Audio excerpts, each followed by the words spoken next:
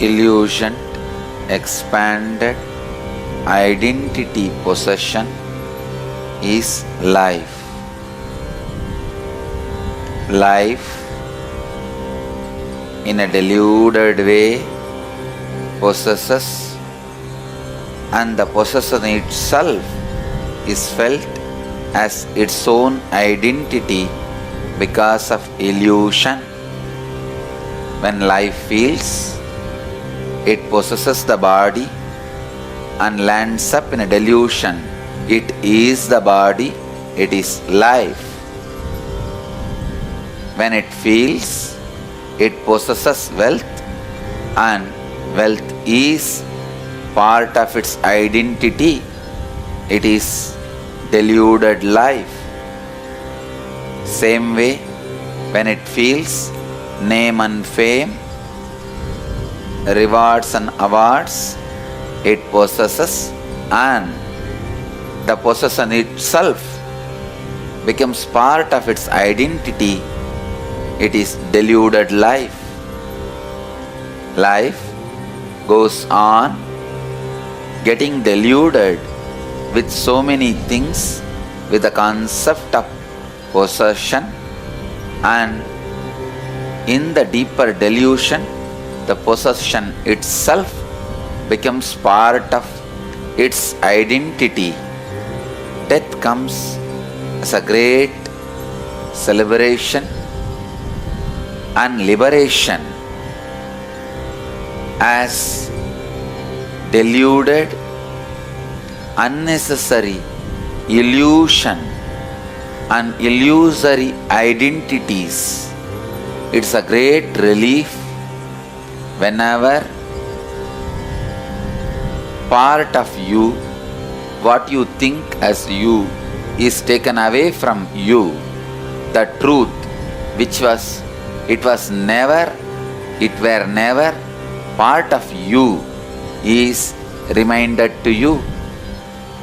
Understand?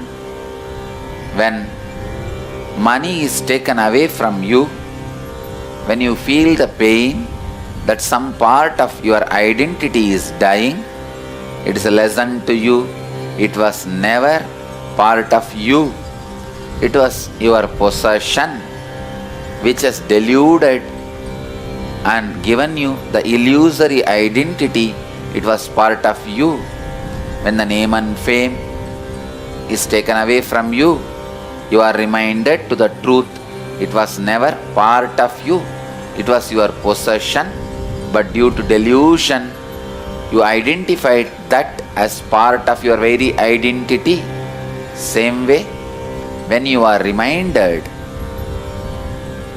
the body on which your multiple identities continue to grow, the brain on which the perception of your multiple identities are experienced by you, when that is taken away from you, the very ground on which your multiple possessions and the possibility of that possessions giving the delusive feeling you are part of those possessions, and those possessions are your identity, is taken away from you.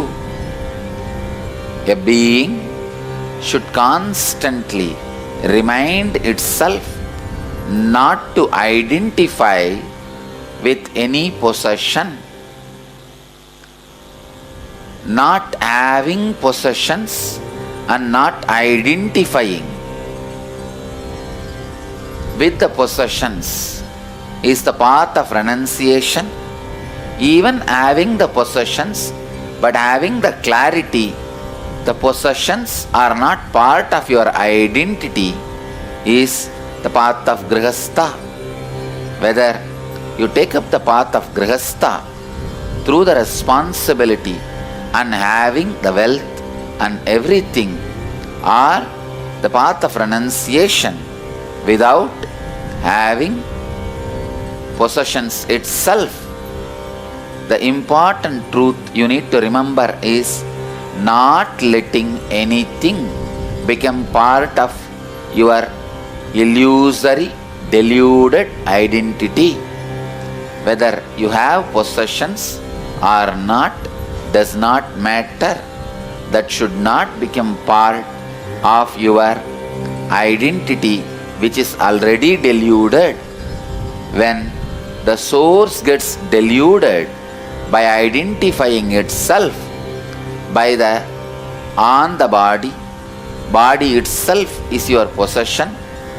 But when you identify the possession of body as your identity, the delusion of the identity begins. When the delusion of identity starts, it leads to multiple identities, like identifying yourself with your wealth, with your name and fame, with all other possessions. Death is a reminder, a powerful guru to make your being understand all this was never part of you. These were never part of your illusory or deluded understanding. So, relax from the illusion of identifying your possessions as your identity. Possessions are possessions. They are not your identity. Identity should be experienced beyond anything you possess. Possessed does not comprise or compete or fulfill or lead the experience of the true identity. Sometimes your own possessions try to compete your identity.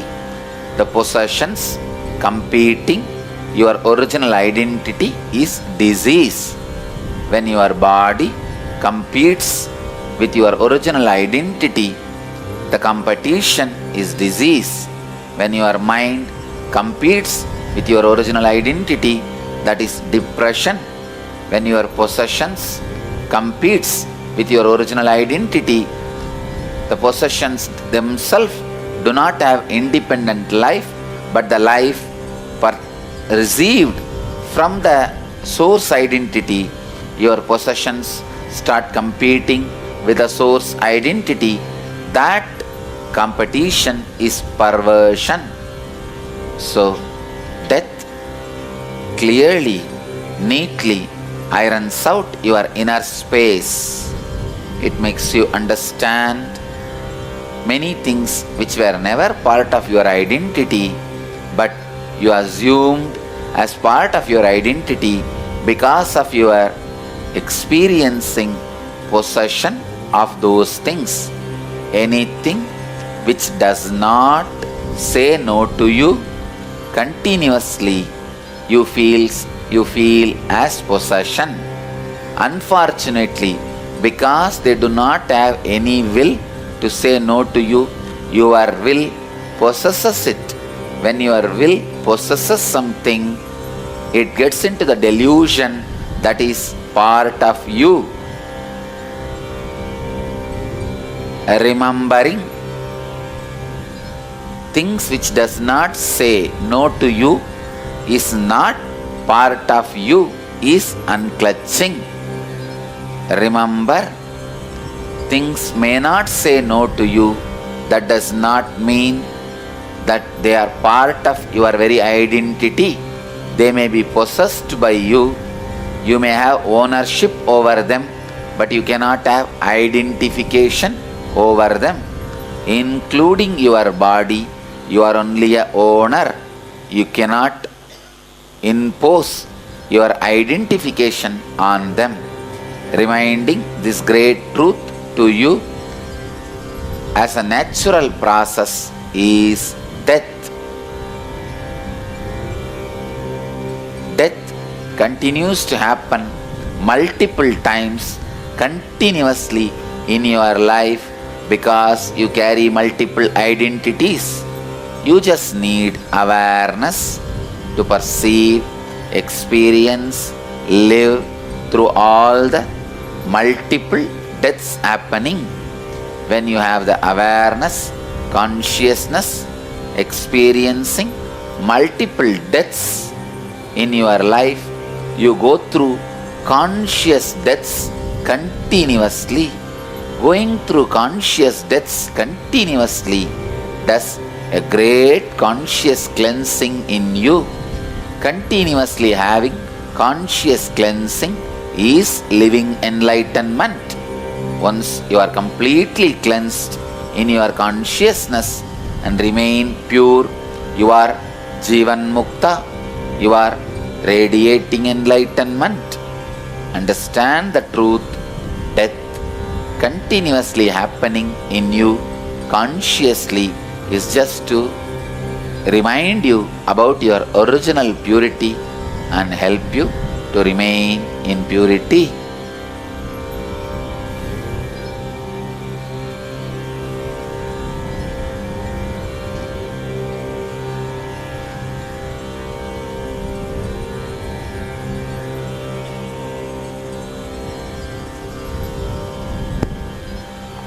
The first question today we have is from Sundar from San Diego Tirualavai Center.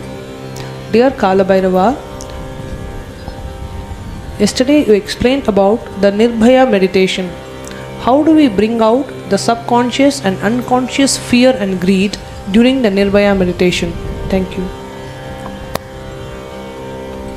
When you again and again go through the Nirbhaya Dhyana, naturally in few days your subconscious and unconscious patterns open up. In cosmic law, there is no separate subconscious or unconscious. Only the deeper layers on which you are not able to lay your hands immediately, you name them as subconscious or unconscious. Again and again, feeling your patterns, you reach the subconscious and unconscious. There is no need for separate process other than the simple, straightforward Nirbhaya Dhyan.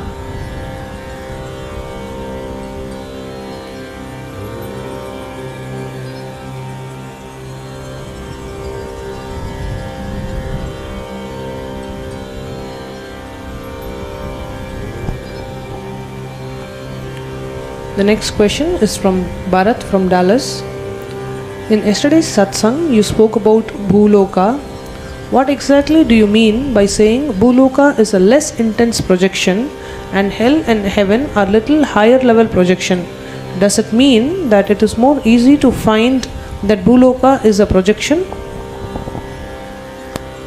The possibility for disillusionment and experiencing the other extremes is more easy in Bhuloka. In Bhuloka, you can extremely experience the pain and the opposite extreme of the pain, pleasure, very easily without difficulty. But in hell, you can never experience pleasure. In heaven, you can never experience pain. When the opposite extremes are not experienced, the delusion continues to delude you. The disillusionment of anything happens only when the opposite extremes are experienced. When you experience the pleasure, disillusionment of pain happens. When you experience pain, disillusionment of pleasure happens. Both disillusionments finally giving you the realization both are illusion can happen easily only in human body, in planet Earth, in Bhuloka. Because never pain happens in Swarga, in heaven. People do not perceive, do not get disillusioned in heaven. They continue to remain, understand, think the pleasure is eternal. Because the disillusionment does not happen, they do not seek the ultimate reality. Same way in hell, because the disillusionment of the pain does not happen, even by the moment of a pleasure, they continue to remain feeling the hell is eternal. That is the reason people who are in the hell or in the heaven feel it is eternal. Only in the Bhuloka, the truth of ephemeral reality, comparative reality is experienced. So anybody wants to experience the existential reality which is beyond ephemeral and comparative reality has to land on Bhuloka, and Bhuloka is the thinnest layer possible for penetration and going beyond your patterns, samskaras, engrams.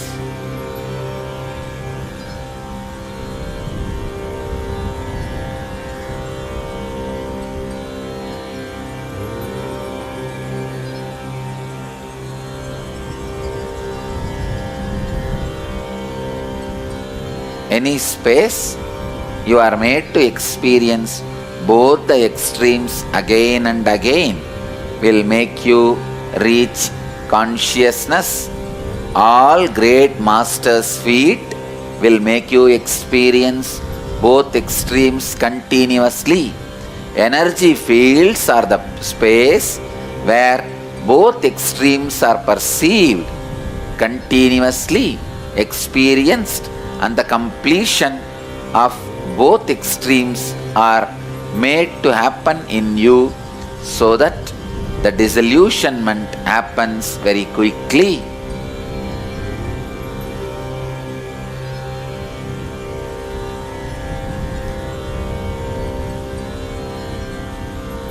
The next question is from Murli. Dear Swamiji, pranams. In yesterday's satsang, you spoke about the waking state and deep sleep states. How can we spend majority of sleep time in deep sleep, and what practices will help move from deep sleep directly to waking state? Thank you. Nirbhaya Dhyan is more than enough. You can also practice unclutching and ajapa while you fall asleep. It will reduce the quality and quantity of the time you spend in dream. Directly you can fall asleep. Even directly falling asleep and coming out of the sleep directly to the waking state may help your physical and mental health, but that will no way be helpful for enlightenment. For enlightenment, directly falling into Turiya state and coming out of Turiya is only going to help.